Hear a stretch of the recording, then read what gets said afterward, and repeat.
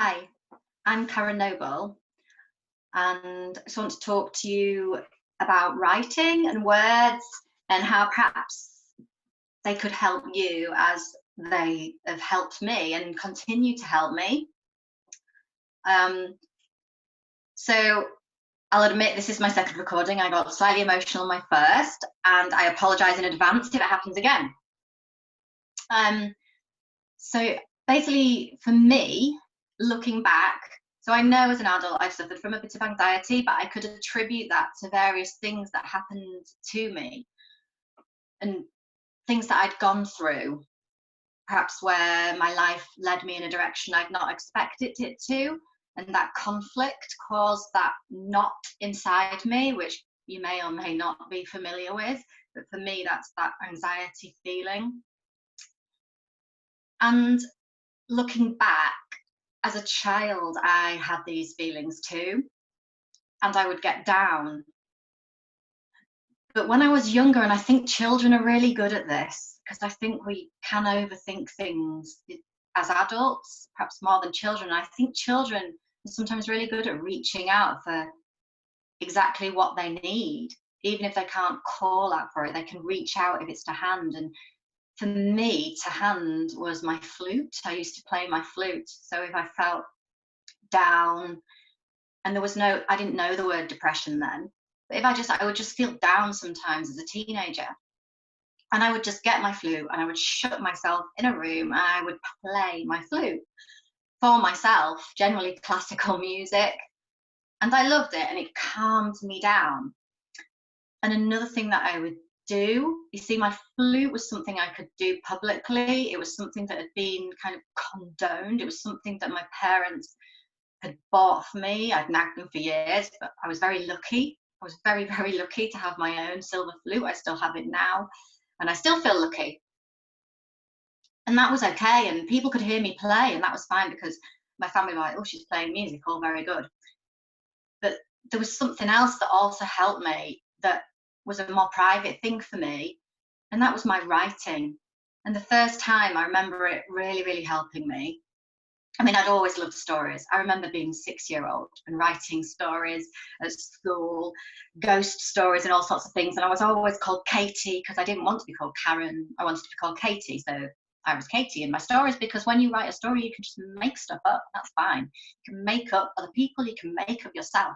And that is the beauty of words. You make your own reality. In fact, regardless of words, we all make our own reality anyway. Okay, we have that strength, we have that power inside ourselves, however we choose to do it. But the first time I really remember, as I say, words being healing for me is I'd gone to bed. I don't know what, it would just be another day where maybe I felt nobody was listening to me.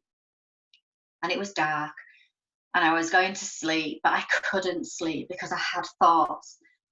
And all these thoughts in my head of I'm not good enough, nobody likes me, no one wants to listen.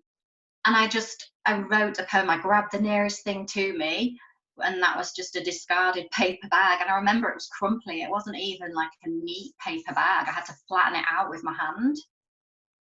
And I got a pen, and it was a black biro.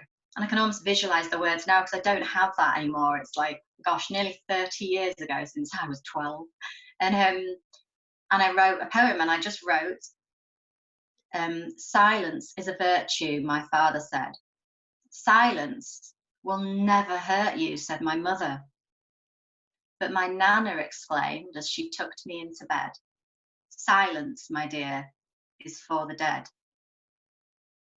And to me, after I wrote that, I put it down and I just went to sleep, because those thoughts and those frustrations for me had come out in a poem. And if I kind of unpick the poem a little bit for myself now, I mean, I didn't have a nana. I didn't have one. I had grannies, but this nana was this person I think I'd made up in my head, these warm arms, this hug that I was kind of wanting. I wanted this reassurance that actually it was all right to talk, and it was all right to come out with these words, and there were people that would listen. So I kind of made up this imaginary person that would listen to me, but really it was me reassuring myself. And we all have that power in us as well, and realize that we are enough for ourselves. And over time, throughout years, I've questioned that again, and I've gone through periods of anxiety, and I've done things like, one, I've picked up my flute again as an adult.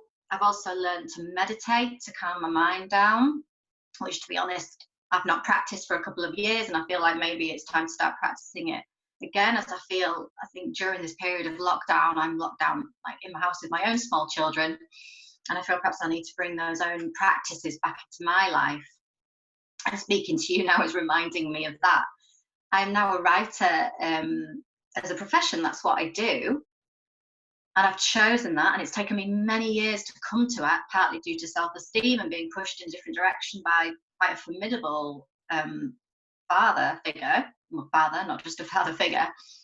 And I absolutely love writing. But I still write poetry. So I write for others now, but I write poetry. And so for you, if you've got all words in your head, I just want to reassure you, you don't have to be a writer like me. You don't have to be a writer. You don't have to have had a degree in anything, let alone English. You don't have to have GCSEs. You don't have to be able to write so anybody can even see it. But if you've got words that you need to come out, that you feel maybe no one's listening to, or you feel that you don't even want to tell another living person, because that is fine too, maybe grab a piece of paper, grab a pen, and write them down for yourself. Just write down how you're feeling. And sometimes when stuff comes out, it's like magic. Stuff comes out of us onto a page, and we don't even know it's going to come. So once you pick up a pen and you can start writing, and stuff comes out, and even if it's a big old scrawl, you may surprise yourself. And it can calm us down, because we're getting that busyness, those words that are all thoughts that are like jittering around inside our minds, and we're getting them out of ourselves and onto a piece of paper.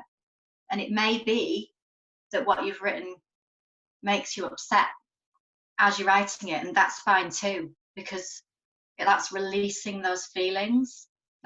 It's what we call cathartic.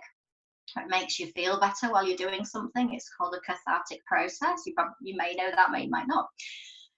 So we can release those feelings. And with that piece of paper, you may choose to screw it up into a tight ball and chuck it in the bin. You may choose to lie it flat and pop it in a drawer to look at whenever you want and think, gosh, look how much I've grown from that place to this now. You might want to burn it. It's your piece of paper. It's your thoughts. It's totally up to you. Now, for a lot of people, journaling can help, which is kind of keeping a journal of thoughts. And when I was a teenager, again, I did this, and I really didn't want anyone to see it. It wasn't for anyone else at all. And I actually ripped it up and destroyed it. And at the time, that made me feel good. Now I'm a writer. I really wish I'd kept it, because there would be some fantastic nuggets for me to use now, and to like look at my teenage self and think, oh my goodness.